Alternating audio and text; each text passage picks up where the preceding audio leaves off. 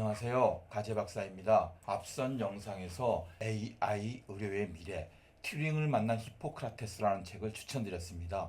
저는 내과 교과서인 해리슨 같다고 생각을 했는데요. 같은 내용이 여기저기 반복되었기 때문입니다.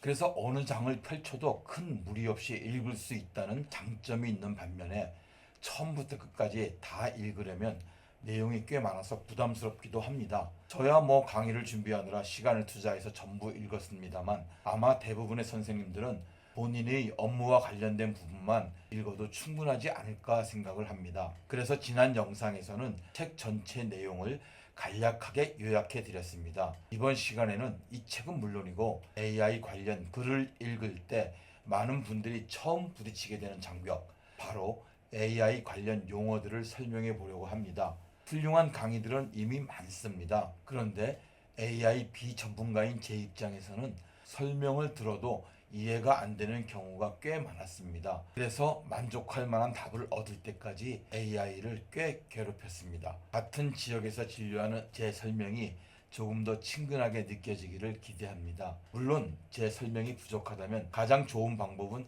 직접 AI에게 물어보는 것입니다. 단 한 장의 그림으로 설명을 해보겠습니다.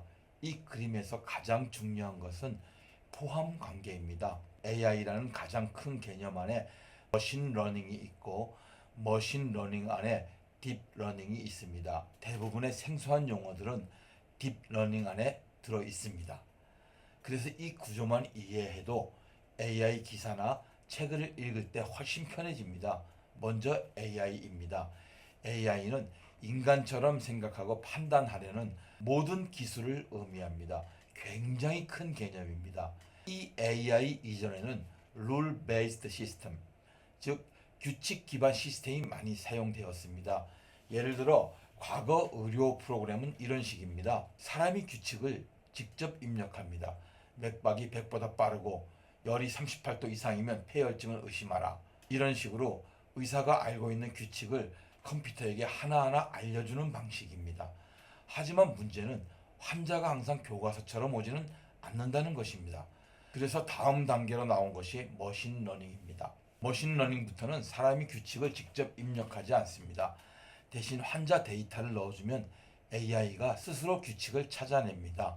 예를 들어 환자 10만 명의 데이터가 있고 나이, 병력, 흡연 여부, 활력 징후, 검사 결과, 진단명 등의 정보가 들어있다고 가정해 보겠습니다.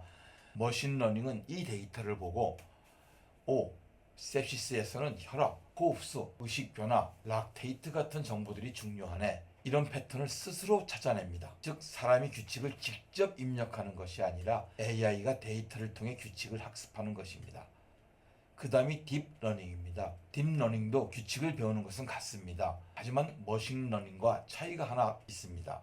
사실 머신러닝도 특징과 규칙을 모두 학습합니다. 다만 머신러닝에서는 의사가 어떤 데이터를 사용할지 어느 정도 정해주는 경우가 많습니다. 반면 딥러닝에서는 환자 데이터를 훨씬 원본에 가깝게 AI에게 제공합니다.